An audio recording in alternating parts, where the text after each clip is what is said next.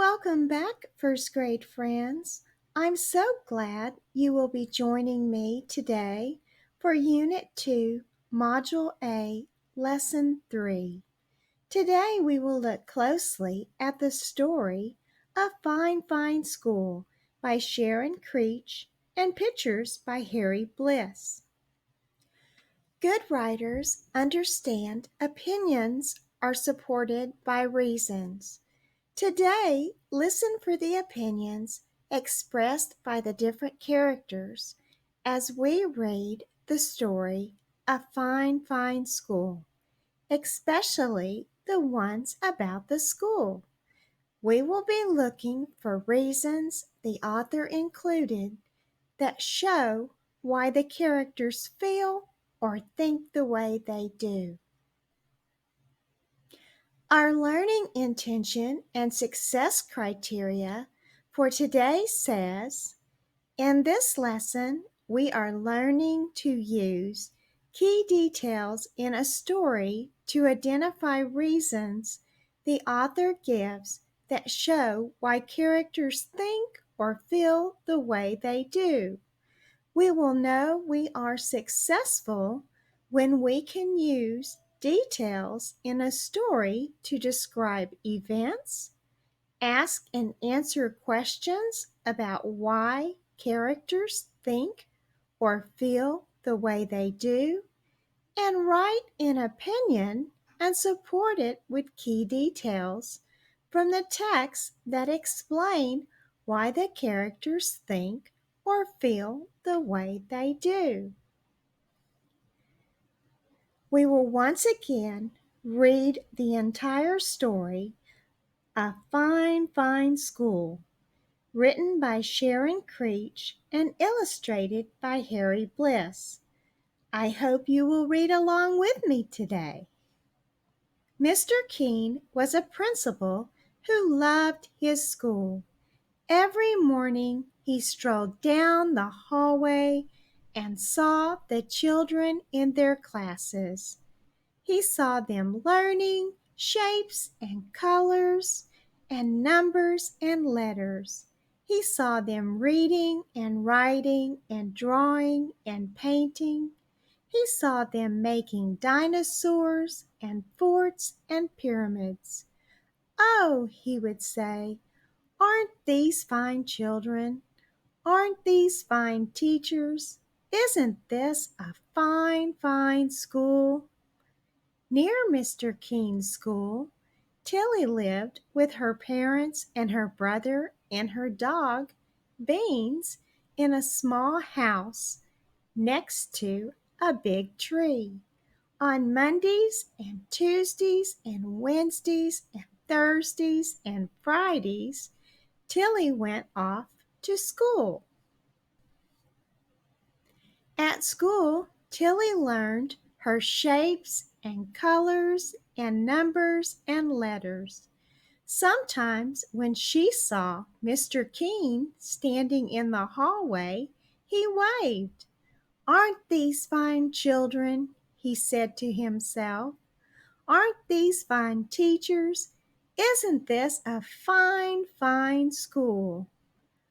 On the weekends, Saturday and Sunday, Tilly climbed her favorite tree, and she took Beans on walks and threw him sticks.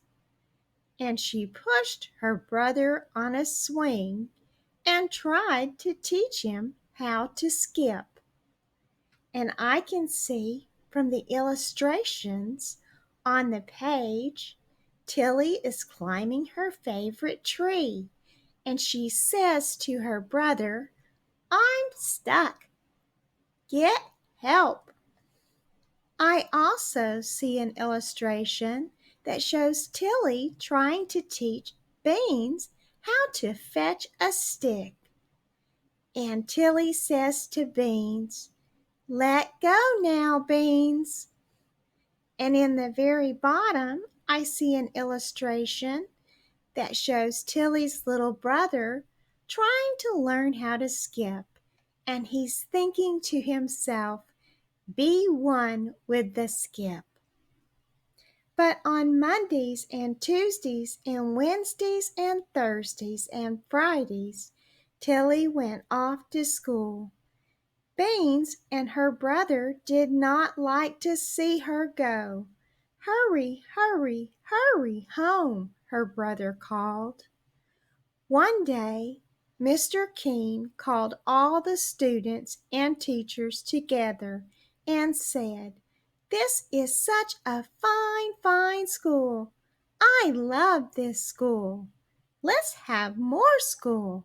From now on, let's have school on Saturdays too."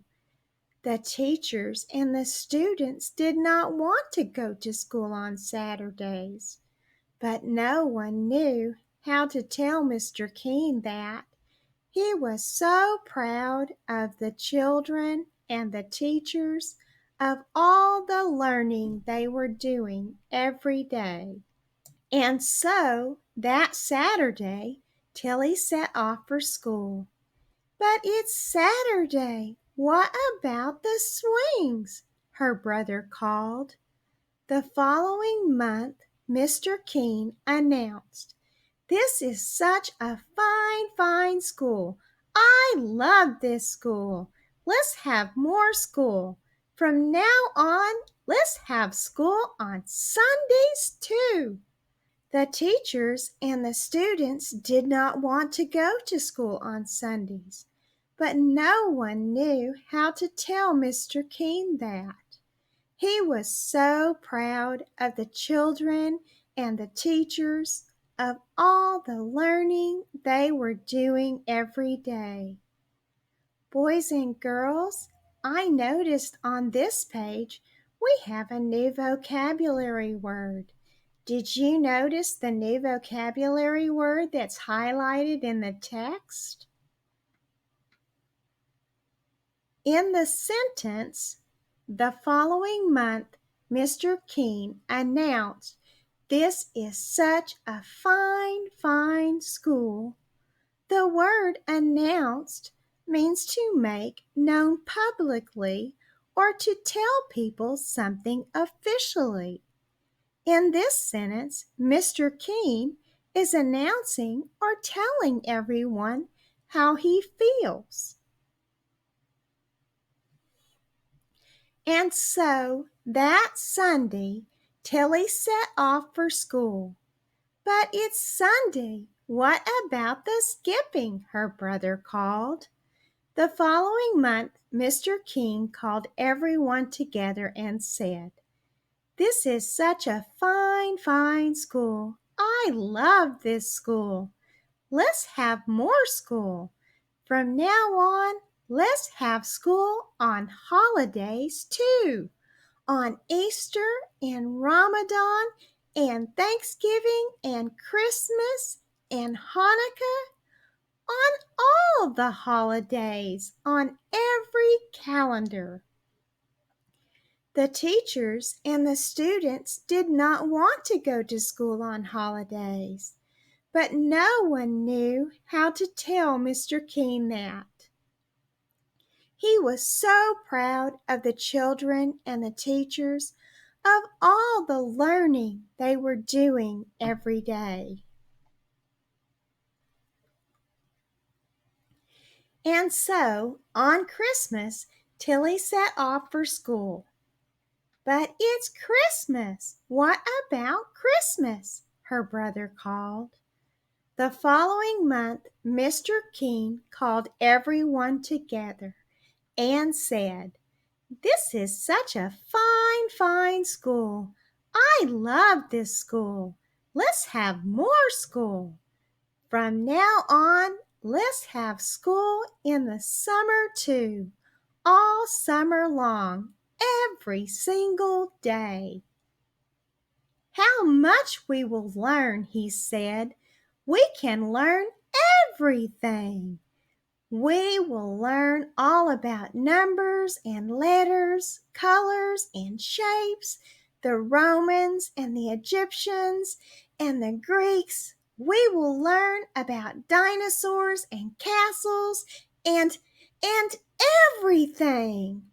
We will learn The teachers and the students did not want to go to school on Saturdays and Sundays and holidays and all summer long, every single day.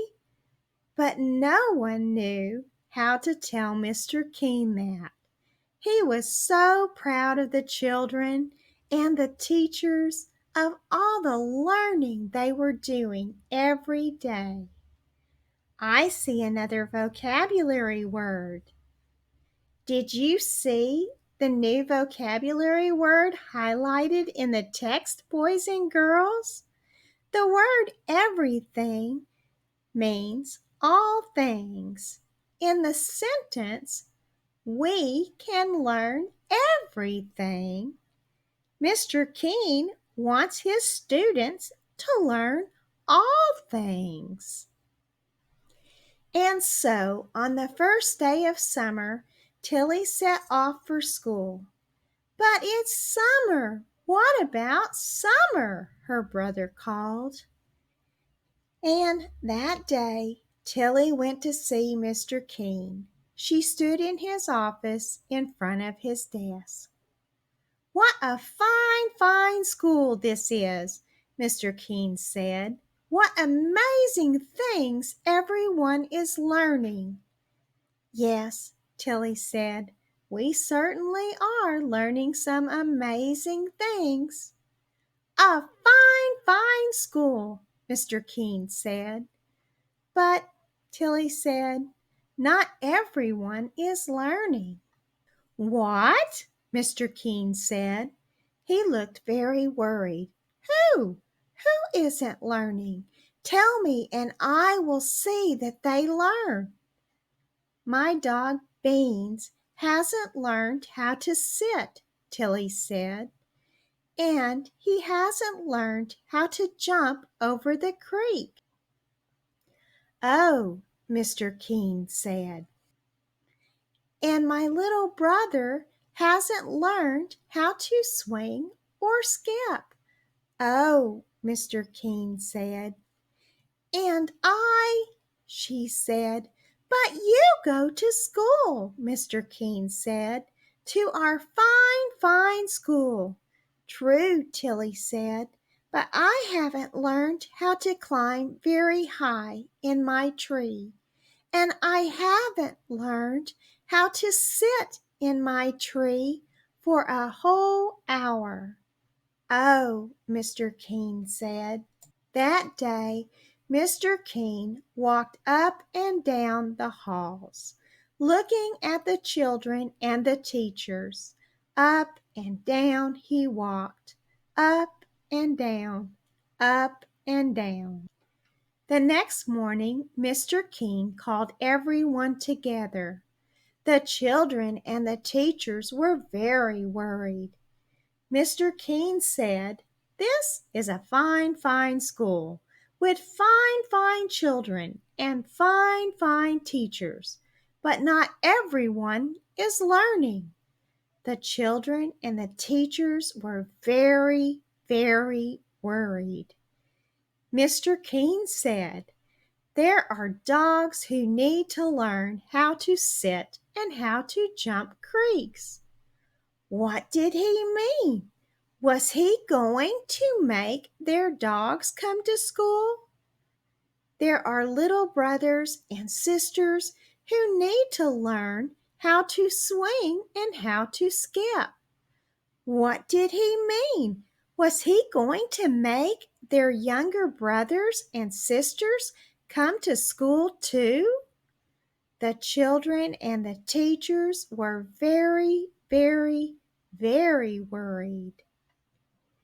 And you, all of you, children and teachers, you need to learn how to climb a tree and sit in it for an hour, Mr. Keene said. The children and the teachers were very worried. And I can see from the illustration, the children are all in line to climb the tree. And Mr. Keene is on the ground and he's looking up and he says, 20 minutes to go. And so from now on, we will not have school on Saturdays or Sundays or holidays or in the summer. A huge, enormous, roaring cheer soared up to the ceiling and floated out the window so that everyone in the town heard the fine, fine children and the fine, fine teachers shout, "Fine, fine, fine!" And the fine, fine children and the fine, fine teachers lifted Mr. King up, and they carried him down the hallway and out the doors and through the town, up and down, in and out. And everywhere they went, the people said, "What a fine, fine school, with such fine, fine teachers! And fine, fine children, and a fine, fine principal." Now let's look closely at the text and illustrations to check our understanding of today's lesson with some comprehension questions. This would be a good place for you to pause the video to get your pencil and paper ready so that you can write down your answers to share with your teacher later. Remember, boys and girls, you can always pause the video after each question to allow yourself time to write down your answers. Today we're going to be using the text and illustration from page 13 to help us with our answers. Let's look at the first question. What clue words does the writer give about how time is passing in this story? Let's look at the passage and see if we can find some words that give us some hints about time. And so that Sunday, Tilly set off for school. But it's Sunday. What about the skipping? Her brother called. The following month, Mr. King called everyone together and said, "This is such a fine, fine school. I love this school. Let's have more school from now on. Let's have school on holidays too. On Easter and Ramadan and Thanksgiving and Christmas and Hanukkah, on all holidays, on every calendar." Just from the part that I've read, what are some words that give you ideas about time? Did you notice in the first sentence, I see the word Sunday. So Sunday would be a day of the week. That might tell me what day they were talking about. Then when I come down to the next paragraph, I saw the word month. Month tells me how time is passing. It says the following month. So that would be a month from the Sunday. And then he also talks about holidays. Holidays only come at certain times during the year. Did you find those holidays? In the story, I see Easter, Ramadan, Thanksgiving, Christmas, Hanukkah. Those all make me think of the holidays that are on a calendar. What do you think, boys and girls? How does the time pass in this story? Our next set of questions says, why don't the students and teachers tell Mr. King how they feel? What sentences support your answer? So let's think, boys and girls. How do you think the students and teachers feel about having to go to school on Saturdays and Sundays and in the summer and during the holidays? Do you think they really want to do that? What sentence in the passage above gives you the clues about how they feel? Our last set of questions says, on page 13, Mr. Keene says, from now on, let's have school on holidays too, on Easter, Ramadan, and Thanksgiving, and Christmas, and Hanukkah, on all holidays, on every calendar. What kind of words are listed in the middle of the sentence? So let's look at that sentence. It says, on Easter, Ramadan, and Thanksgiving, and Christmas, and Hanukkah. What are those days, boys and girls? Did you say holidays? What context clues helps you know that they are holidays? So what words in that sentence tells you that they are holidays? Now it is time for our writing activity for your journal today. Remember, boys and girls, this is an optional activity, but if you would like to join me, this would be a good place to pause the video while you get your pencil and journals ready. Today, our writing prompt says, think about the characters from A Fine, Fine School. Try to remember what they say and do in the story. In today's journal writing activity, you will write an opinion about one of the characters other than Mr. Keene. You will also support your opinion with reasons or examples from the story. When we are writing or using a person's name, we always begin their name with a capital letter. A person's name is called a proper noun, and proper nouns always begin with capital letters. Think about another character besides Mr. Keene. What is your opinion on this character? Remember to use supporting reasons that you found in the text for your opinion. You can always use the word because after you state your opinion and then add your reason. Wow, boys and girls, that was a great lesson today. I'm feeling very confident in your reading skills.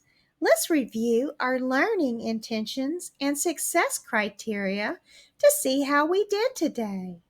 In this lesson, we are learning to use key details in a story to identify reasons the author gives that show why characters think or feel the way they do. We will know we are successful when we can use details in the story to describe events. Ask and answer questions about why characters think or feel the way they do, and write an opinion and support it with key details from the text that explain why the characters think or feel the way they do. How do you think you did today, boys and girls? I bet you did a fantastic job. Thanks for sharing your reading time with me today. I feel like we have made great progress. I hope you will have a wonderful afternoon. I will see you again tomorrow for another reading adventure.